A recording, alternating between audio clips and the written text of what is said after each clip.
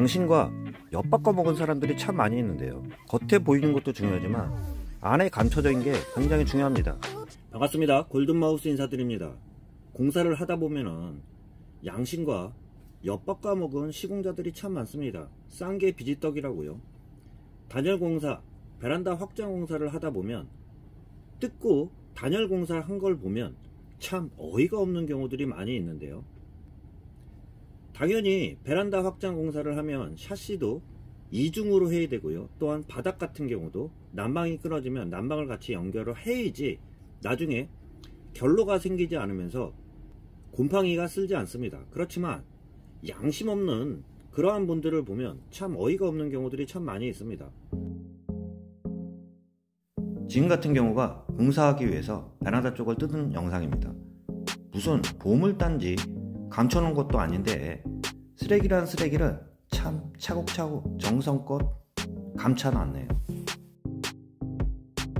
베란다 확장하다 보면 단열 공사한 곳을 보면요, 금액이 천차만별이지만 대충 스티로폼만 친 곳도 많습니다. 그렇지만 이런 곳 같은 경우는 쓰레기를 아예 거기다 감춰놨네요.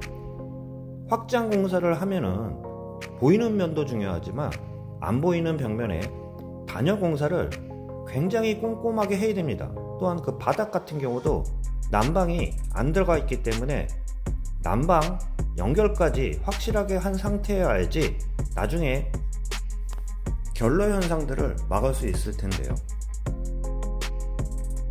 뜯어보면요, 쓰레기 천국이고 거기다가 무슨 뭐 보물단지 감춰놓은 것도 아닌데 쓰레기를 쳐봤고요. 단열이라고 할 수 없을 정도로 단열을 한 상태에서 석고보드를 치고 벽지를 했으니 곰팡이가 쓰는 거는 당연합니다. 또 거기다가 결로 현상까지 일어나면서 살고 있는 사람만 애가 타게 되어 있는데요. 리모델링을 할 때 보면 리모델링을 할 때 확장 공사를 하는 경우들도 많이 있는데요. 그러할 경우 같은 경우도 업자한테 맡기지만 마시고요.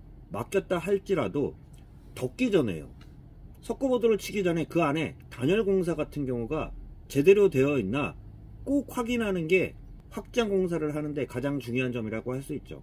덮고 나면 모르기 때문에 대충 양심과 엿바꿔 먹는 그러한 사람들이 많을 뿐만 아니라 싼 게 비지떡이라고 싸다고만 해서 무조건 하게 되면 이러한 현상들이 생길 수 있습니다. 그렇기 때문에 겉에 보이는 것도 중요하지만 안에 단열 공사 같은 경우가 굉장히 중요하다는 점 꼭 명심하시기를 바라겠습니다.